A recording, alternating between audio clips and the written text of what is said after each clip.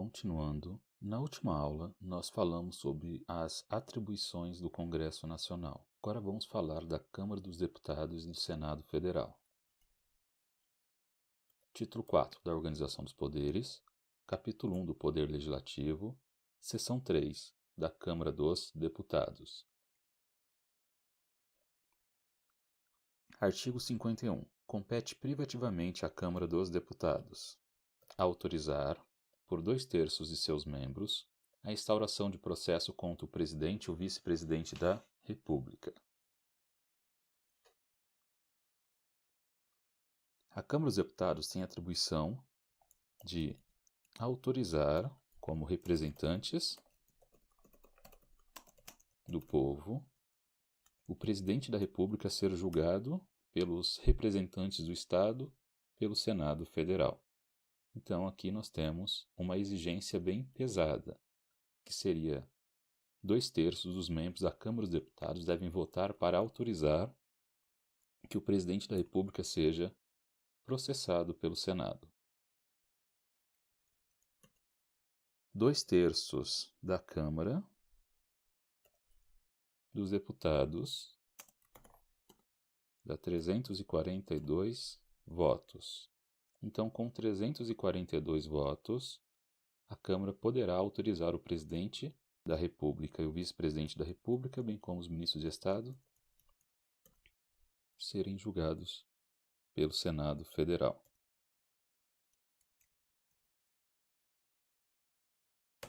Artigo 86.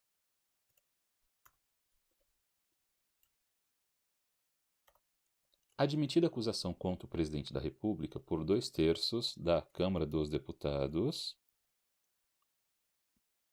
para que o presidente seja julgado perante o Senado Federal, existe uma exigência, que é o Senado abrir o processo após a Câmara ter autorizado. Inciso 1 do artigo 52 da Constituição Federal, como já estudamos anteriormente. Outra atribuição da Câmara dos Deputados: proceder à tomada de contas do Presidente da República, quando não apresentadas ao Congresso Nacional dentro de 60 dias, após a abertura da sessão legislativa. Abertura da sessão legislativa, dia 2 de fevereiro. Então, nós vimos também no inciso 9 do artigo 49, que é a atribuição do Congresso Nacional, julgar anualmente as contas prestadas pelo Presidente da República. Então, se o presidente não apresenta as contas,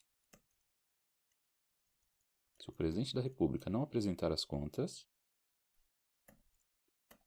quem vai cobrar vai ser a Câmara dos Deputados, para que então o Congresso possa julgar as contas do presidente da República. Quem julga as contas, então, é o Congresso, mas quem cobra, será a Câmara dos Deputados. Mais uma atribuição do Senado Federal: elaborar seu regimento interno. Dispor sobre sua organização, funcionamento, polícia, criação, transformação e extinção de cargos, empregos e funções de seus serviços e a iniciativa de lei para fixação da respectiva remuneração. Já falamos sobre isso. Aqui no caso, é a iniciativa de lei. Na verdade, seria a proposição de um decreto legislativo para fixação da respectiva remuneração, já que a remuneração dos deputados e dos senadores ocorre por meio de decreto legislativo.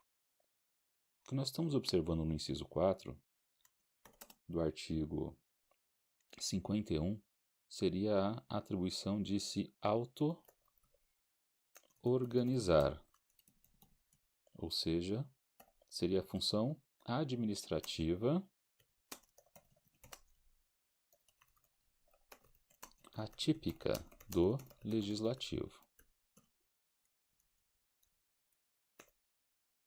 Mais uma atribuição da Câmara dos Deputados: eleger membros do Conselho da República nos termos do artigo 89, inciso 7. Então, lá no artigo 89, inciso 7, da organização dos poderes, do Poder Executivo, do Conselho da República e do Conselho de Defesa Nacional, do Conselho da República, vamos encontrar no artigo 89, inciso 7, que 6 cidadãos brasileiros natos, com mais de 35 anos de idade, sendo 2 nomeados pelo Presidente da República, 2 eleitos pelo Senado e 2 eleitos pela Câmara dos Deputados. Então, a Câmara dos Deputados irá eleger 2 dos 6 cidadãos brasileiros natos que farão parte do Conselho da República.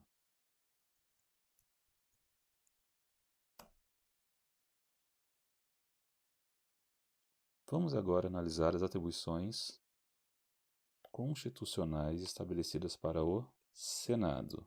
Então, o Senado Federal são os representantes dos Estados. Artigo 52. Compete privativamente ao Senado Federal processar e julgar o presidente e o vice-presidente nos crimes de responsabilidade, bem como os ministros de Estado e os comandantes da Marinha, do Exército e da Aeronáutica, nos crimes de mesma natureza conexos com aqueles. Nesse caso, essa atribuição do Senado Federal é de processar e julgar o presidente e o vice-presidente da República. Para processar e julgar, o Senado deverá abrir o processo com autorização prévia, como nós já vimos, da Câmara. Então, se a Câmara dos Deputados autorizar, o Senado poderá abrir um processo em desfavor do presidente e do vice-presidente da República, desde que seja crime de responsabilidade. Não confundir o inciso 1 do artigo 52, que estabelece o procedimento de abertura do processo de impeachment do presidente da República, com o seu parágrafo único. O parágrafo único do artigo 52 estabelece que, nos casos previstos nos incisos 1 e 2, estamos analisando lá o inciso 1, funcionará como presidente do processo de julgamento do presidente da República pela prática de crime de responsabilidade, o presidente do Supremo Tribunal Federal. E a condenação será proferida por 2/3 dos votos do Senado Federal. Então, para que o Senado possa condenar o presidente da República pela prática de crime de responsabilidade, existem 2 procedimentos prévios. Primeiro, a Câmara dos Deputados deve autorizar, artigo 51, inciso 1. Segundo, o Senado Federal deve abrir o processo. E como já estudamos, a abertura do processo se dá pelo quórum da maioria simples ou relativa dos membros do Senado. Já a condenação deverá ocorrer pelo quórum de 2/3 do Senado. 2/3 do Senado. Então temos que ter 54 votos para condenar o presidente pela prática de crime de responsabilidade. Então, não confundir o caput com o parágrafo único do artigo 52.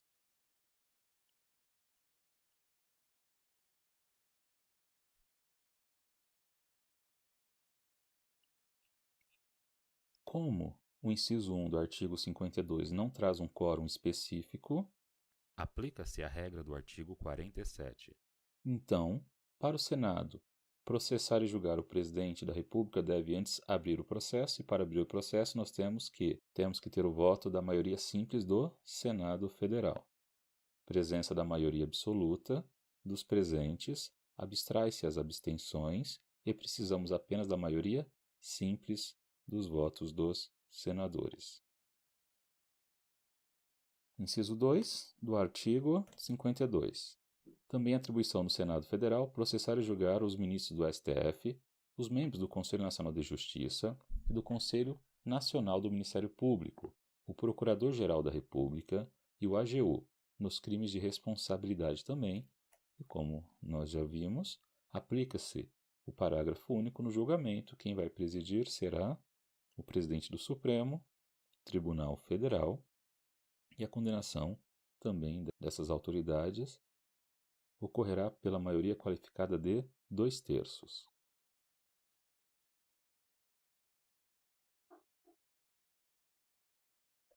Mais uma atribuição do Senado: aprovar previamente, por voto secreto após arguição pública, a escolha de magistrados nos casos estabelecidos nesta Constituição. Então, eu separei aqui alguns dispositivos da Constituição que trazem magistrados que devem ser aprovados pelo Senado Federal. Título 4 da Separação dos Poderes, capítulo 3 do Poder Judiciário, seção 2 do Supremo Tribunal Federal. Artigo 101. O Supremo Tribunal Federal compõe-se de 11 ministros. 11 ministros, escolhidos dentre cidadãos com mais de 35 anos e menos de 65 anos de idade, de notável saber jurídico e reputação ilibada. Os ministros do Supremo Tribunal Federal serão nomeados pelo presidente, depois de aprovada a escolha pela maioria absoluta do Senado Federal. Então, a aprovação da escolha dos ministros do Supremo Tribunal Federal deverá ocorrer pela maioria absoluta dos membros do Senado Federal. Mais um. Do Superior Tribunal de Justiça. O STJ compõe-se de, no mínimo, 33 ministros. Os ministros do STJ serão também nomeados pelo Presidente da República. Dentre brasileiros com mais de 35 e menos de 65 anos, de notável saber jurídico e reputação ilibada, depois de aprovada a escolha pela maioria absoluta, então também a maioria absoluta do Senado Federal. Mais um. Do Tribunal Superior do Trabalho, dos Tribunais Regionais do Trabalho e dos Juízes do Trabalho. Artigo 111-A. O TST compor-se-á de 27 ministros, escolhidos dentre brasileiros com mais de 35 anos e menos de 65 anos, de notável saber jurídico e reputação ilibada, nomeados pelo, também, Presidente da República, após aprovação pela, também, maioria absoluta do Senado Federal. Vamos para os tribunais e juízes militares. O STM compor-se-á de 15 ministros vitalícios, nomeados pelo Presidente da República, então também é o presidente que nomeia, depois de aprovada a indicação pelo Senado Federal, sendo 3 dentre oficiais generais da Marinha, 4 dentre oficiais generais do Exército, 3 dentre oficiais generais da Aeronáutica, todos da ativa e do posto mais elevado da carreira, e 5 dentre civis. Então aqui nós temos dispositivos constitucionais que estão no sentido da atribuição do inciso 3 do artigo 52, a linha A da Constituição Federal, em que nós teremos a necessidade da aprovação pelo Senado de magistrados.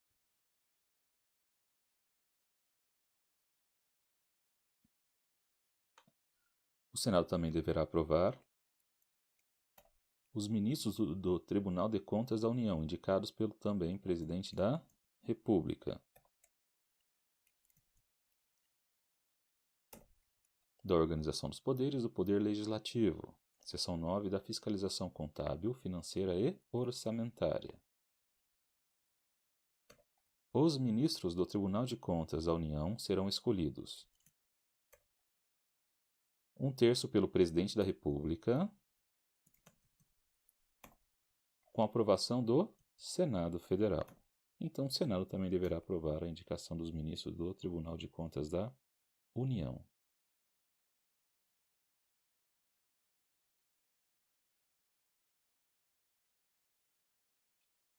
A lei também poderá determinar outras situações de outros titulares que deverão ser aprovados pelo Senado Federal. Continuando, também é competência do Senado Federal aprovar previamente por voto secreto, após arguição em sessão secreta, a escolha dos chefes de missão diplomáticas de caráter permanente. Também é atribuição do Senado autorizar operações externas de natureza financeira de interesse da União, dos Estados do DF, dos territórios e dos municípios. Não confundir com a competência da União para manter relações com outros países. Aqui seria apenas operações externas de natureza financeira. Então, se um ente da federação desejar fazer um empréstimo internacional, deverá ter autorização prévia do Senado Federal. Também atribuição do Senado fixar, por proposta do Presidente da República, os limites globais para o montante da dívida consolidada da União, dos Estados, do DF e dos municípios. Lembrando, os senadores representam os estados.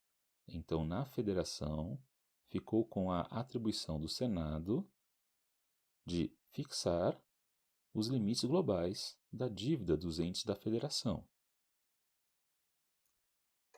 Então, há uma relação do federalismo com as atribuições do Senado Federal. Também a atribuição do Senado dispor sobre os limites globais e condições para as operações de crédito externo e interno da União, dos Estados, do Distrito Federal e dos municípios, e também de suas autarquias e demais entidades controladas pelo Poder Público Federal. Também é atribuição do Senado dispor sobre os limites e condições para a concessão de garantia da União em operações de crédito externo e interno. De novo, o Senado representa a União. Então, essas são atribuições dos senadores. Estabelecer limites globais e condições para o montante da dívida mobiliária dos Estados, do DF e dos municípios.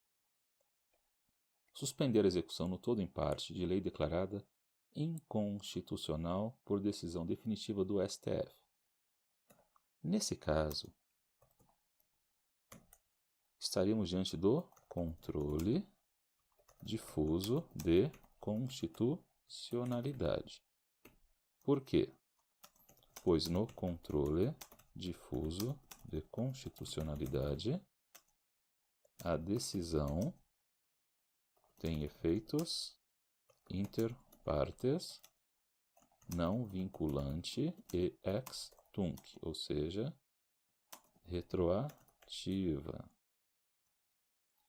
Então, a Constituição Federal estabeleceu o seguinte: se eu tenho uma decisão no controle difuso de constitucionalidade, essa decisão vale apenas para as partes, não vincula, ou seja, outros órgãos do Poder Judiciário poderão decidir de forma distinta. Então, o Supremo irá informar o Senado que poderá, se desejar, transformar essa decisão que tem efeito entre as partes em decisão com efeito erga omnes. Então, o Senado poderá, com base no inciso 10 do artigo 52, suspender os efeitos da lei declarada inconstitucional pelo STF, no controle difuso. Assim, a decisão passaria a ter efeitos erga omnes e vinculante, mas apenas ex nunc, não retroativo, daquele ponto em diante. Então, assim teríamos a aplicação do inciso 10 do artigo 52 da Constituição Federal.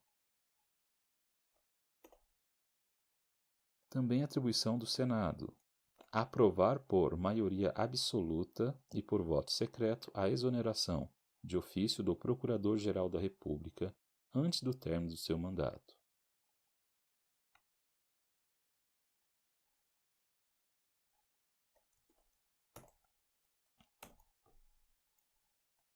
Então, da separação dos poderes, das funções essenciais da Justiça, do Ministério Público. Artigo 128, parágrafo 2º.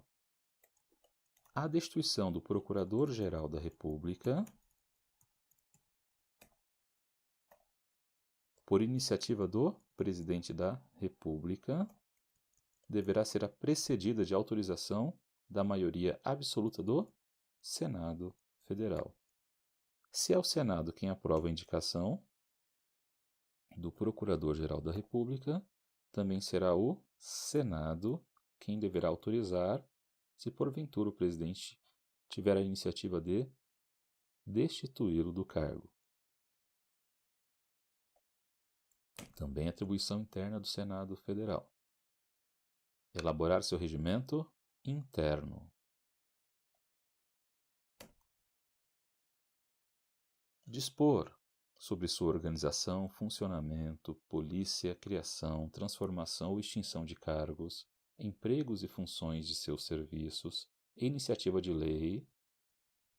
E aí já comentamos no inciso 4 do artigo 52, aqui seria a propositura de decreto legislativo para a fixação da respectiva remuneração e aí os parâmetros que forem estabelecidos. Também aqui no artigo 52, inciso 13, temos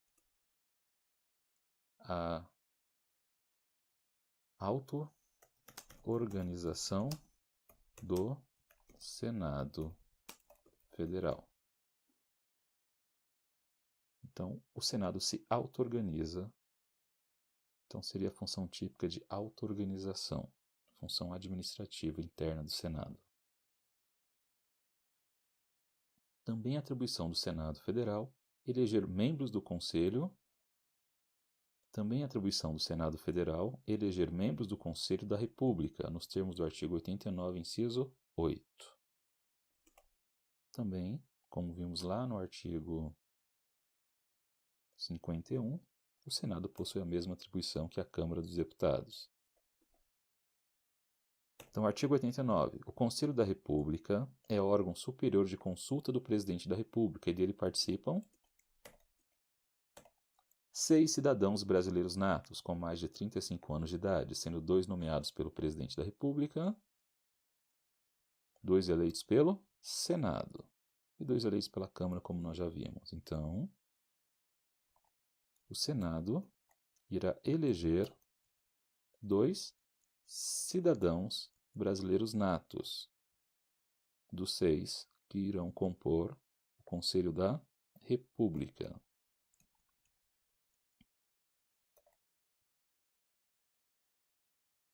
Mais uma atribuição. Inciso 15 do artigo 52. É competência do Senado Federal avaliar periodicamente a funcionalidade do Sistema Tributário Nacional em sua estrutura e seus componentes e o desempenho das administrações tributárias da União, dos Estados do DF e dos municípios.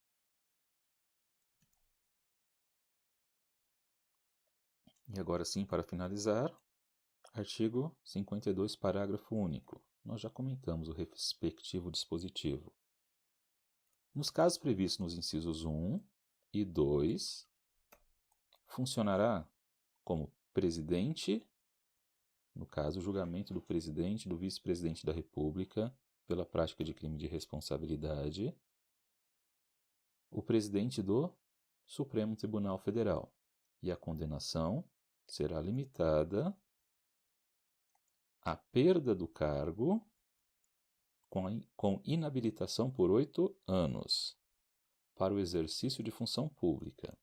Perceba, se o presidente for condenado pela prática de crime de responsabilidade, ele não estará sendo condenado com a suspensão dos seus direitos políticos, apenas com a suspensão ou com a inabilitação para o exercício de função pública, o presidente poderá continuar, no caso, o ex-presidente poderá continuar exercendo o seu direito de voto, mas não poderá exercer função pública.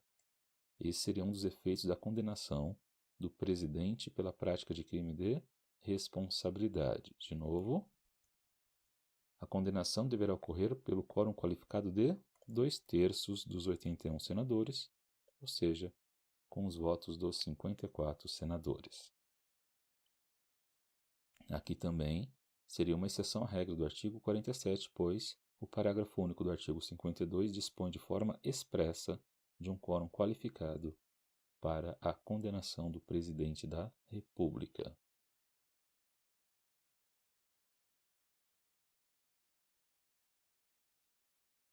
Do Conselho Nacional de Justiça e do Conselho Nacional do Ministério Público. Uma observação.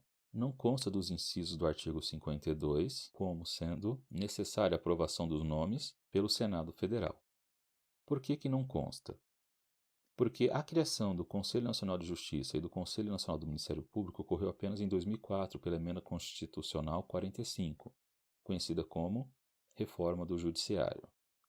Então não constou do rol criado pelo Poder Constituinte originário e eles não colocaram na emenda que criou os Conselhos Nacional de Justiça e Nacional do Ministério Público.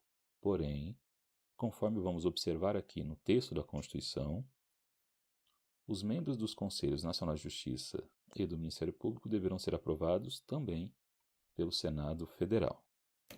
Do Conselho Nacional de Justiça. Título 4 da Separação dos Poderes, capítulo 3 do Poder Judiciário, seção 2 do Supremo Tribunal Federal.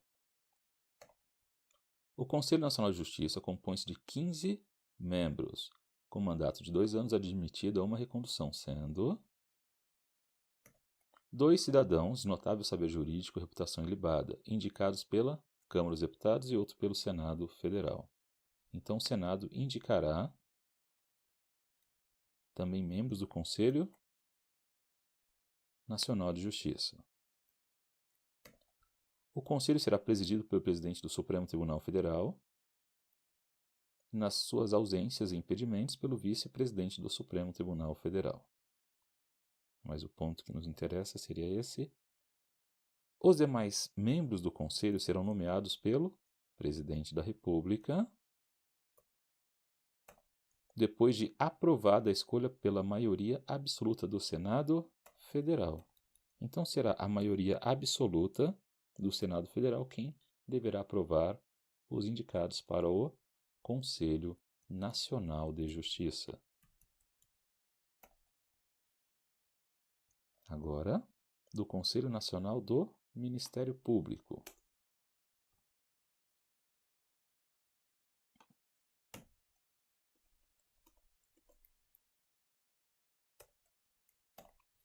Título 4 da Separação dos Poderes, capítulo 4 das Funções Essenciais da Justiça, seção 1 do Ministério Público. O Conselho Nacional do Ministério Público compõe-se de 14 membros, nomeados também pelo Presidente da República, depois de aprovada a escolha pela maioria absoluta do Senado Federal. Então, também o Senado deverá aprovar pela maioria absoluta dos seus membros, a nomeação dos membros do Conselho Nacional do Ministério Público. E assim finalizamos a análise do artigo 52 da Constituição Federal.